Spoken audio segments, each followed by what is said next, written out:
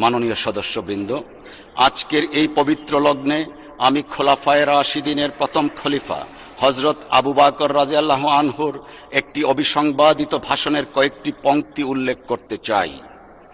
খেলাফতের দায়িত্ব নিয়ে অভিষেকের অভিভাষণে তিনি বলেছিলেন, আপনারা আমার উপর দায়িত্ব অর্পণ করলেও আমি আপনাদের মধ্যে শ্রেষ্ঠ মানুষ নই। আমি সঠিক থাকলে আপনারা আমাকে সাহায্য করবেন, আর ভুল করলে আমাকে শুধরে দিবেন।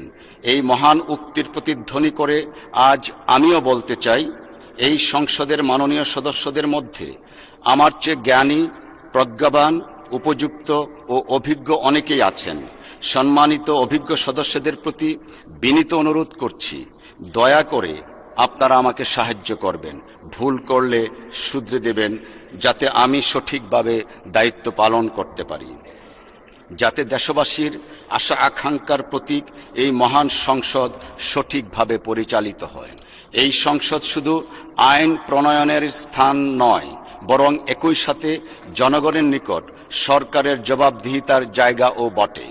মাননীয় সদস্যবৃন্দ, আজকের এই মহান সংসদ গতানুগতিক ধারার বাইরে এক ঐতিহাসিক সংসদ, যেখানে আমরা কেউ এসেছি ফাঁসির মঞ্চের সন্নিকটে থাকা কনডেমড সেল থেকে, কেউ এসেছি ফেসিবাদ শাসন ব্যবস্থায় সৃষ্ট জুলুম নির্যাতনের আয়নাঘর থেকে, কেউ এসেছি প্রিয় মাতৃভূমি থেকে দেড় যুগেরও বেশি সময় নির্বাসিত জীবন কাটিয়ে, কেউ এসেছি গুম হয়ে দেশ এবং ভিন দেশে ফেলে থাকা জীবন্ত লাশের দুঃসহ জীবন কাটিয়ে, আর অনেকেই এসেছি মামলা, জুলুম, নির্যাতন এবং কারাগারের দুঃসহ জীবন কাটিয়ে মজলুম হিসাবে।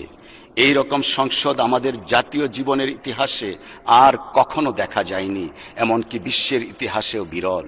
মাননীয় সদস্যবৃন্দ, ব্যক্তিগতভাবে আমি নিজে একজন সাধারণ মধ্যবিত্ত কৃষক পরিবারের সন্তান হয়েও আজকে এই মহান সংসদে আপনাদের সাথে মহতি কাজে আসতে পেরে নিজেকে সৌভাগ্যবান মনে করছি এবং মহান আল্লাহ রাব্বুল আলামিনের দরবারে শুকরিয়া জ্ঞাপন করছি।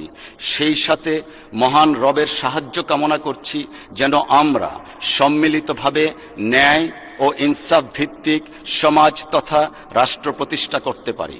পরিশেষে আমি আবারও সংসদের সকল মাননীয় সদস্যগণকে ধন্যবাদ জানাই এবং আশা করি আপনাদের সহযোগিতায় আমরা এই সংসদকে একটি মর্যাদাকর, কার্যকর এবং গণতান্ত্রিক প্রতিষ্ঠান হিসাবে আরও শক্তিশালী করতে পারব ইনশাআল্লাহ।